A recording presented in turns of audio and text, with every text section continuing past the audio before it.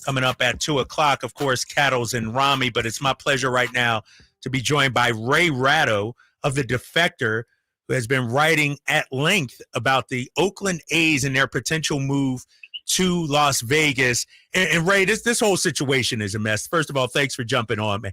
This whole situation is a mess. This is broadcasting 101 or owning a team 101, what not to do when looking to move your franchise with the Oakland A's. Where do things stand, and why is this such a cluster right now for Oakland? To call it a cluster is to be far too kind. But this basically has very little to do with Oakland. This is all about John Fisher and his trainer, Dave Cavill, announcing plans they haven't firmed up over and over and over again. So right now, they say they've got a piece of land that they promised to buy in Las Vegas, and they're going to blow up a hotel that's on another plot of land.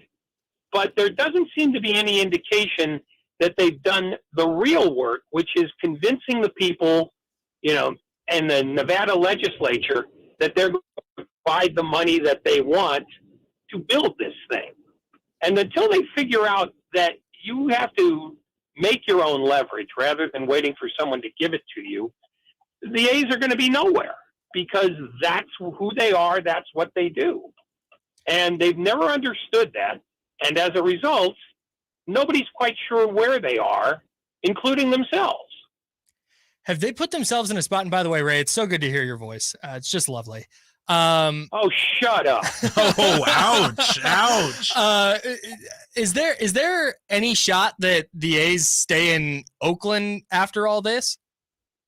There's an excellent shot, because Vegas could fall through and they could be back at square one again. And there is not only a minimal amount of interest in Las Vegas, as a general rule, to have a baseball team.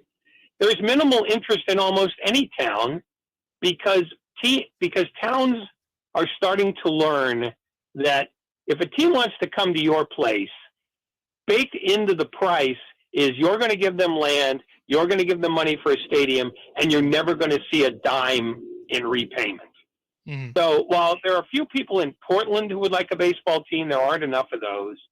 I'm not convinced that there are enough people in Sacramento who want to build a 30,000-seat stadium for any baseball team, let alone the A's.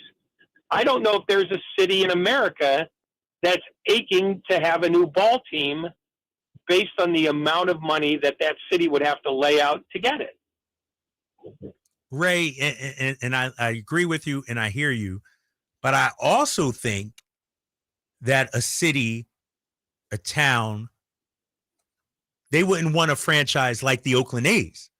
Now, if the Oakland A's were well run, spent money, an upstanding organization, competitive team. But Fisher is stripping this roster bare. His team is bare. They're not spending money. And I think he's working against himself. If he wants to move to Vegas, don't you got to, inspire the local fan base out there in Vegas? Get them excited about it. I wouldn't be excited about the Oakland A's moving, because right now, they're not a viable franchise. They're not a competitive franchise. If they were a competitive franchise and if they were well run, they wouldn't be moving anywhere, because they'd be drawing more than 2,700 people a game. The real problem here is that owners don't look at the baseball team as the lure. For them, the interest is the real estate, the kind of retail that you can put around a stadium that can make you sort of a land baron. The baseball stadium makes some money, but it's not the real hook here. So it's not really in their minds about how good is your team. The problem is that John Fisher has done such an aggressive job of stripping his franchise down that people put the idea that he doesn't care about baseball into their view of the equation. And no, I think at that point you're right. But the initial plan for all owners who are looking to go somewhere else is, how can I get land?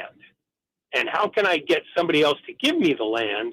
and then build stuff on the land for me, and then I get to keep all the money. That's really what owners are looking at. They're not really looking at the product, because they're assuming that the land will take care of itself as far as, revenue matters for the owner. Talking to Ray Ratto of the Defector here. Ray, is there any chance that John Fisher sells this team with or without a move? I think his working plan all along has been to get a shovel in the ground somewhere, which in and of itself would increase the value of the team, because not only do present owners view real estate as the hook here, potential owners view real estate as the hook. So I think there could certainly be a point where he just gets sick and tired of being mocked at every turn. But to date, he hasn't been moved by that. So, I think he's just going to sit tight until something happens somewhere. And I don't think he much cares where that's going to be. I think his disenchantment with Oakland is more a matter of Oakland's not going to give him the keys to the city, because the keys to the city are very small and only fit a few locks. It's the reason why he's interested in Las Vegas is because that looks like a place where people might like something new, because the hockey team has done well. The football team has done relatively well, and they are expecting to have an expansion NBA team in the next few years, which will do very well. So I think he views Vegas as a market where he can be okay. But so far, nothing's happening on that. So he really has no market. And so in terms of selling, I think the plan still is, let me get a shovel in the ground somewhere, and then I'll put out the for sale sign. Ray, when you look at Oakland and its viability to keep the A's and have a major league franchise, what needs to happen? Because I feel like Fisher thinks, or at least thought, he had the city, for lack of a better phrase, by the you-know-whats, because they were the only game in town. Everybody else had left already. Do the A's, for the city of Oakland, its viability, need to stay in Oakland? Define viability. Is it viability as a attractive baseball team that people will attend, whose games people will attend, or is it about an owner's ability to make crap tons of money? If you're talking about the first, that could be done anytime. If you're talking about the second, there are limitations to how much money you can make in Oakland, only in terms of what's your local radio TV deal going to be, because you're always going to be competing with the Giants. That's just unavoidable. But it can be done. It's been done before. You just have to be interested in doing it. And the great complaint with John Fisher is that he's never been interested in doing that. Last year, he made the fifth greatest amount of pure profit. Ray, did we lose you? Why should I say there he is. Oh, sorry, you cut out, Ray. All right, go ahead, continue. Oh, okay. Okay. Last year, the A's made in profit $62 million. That's the fifth highest number in baseball with the product they were trotting out there. And John Fisher's automatically is that the less, the more you make. You there, Ray?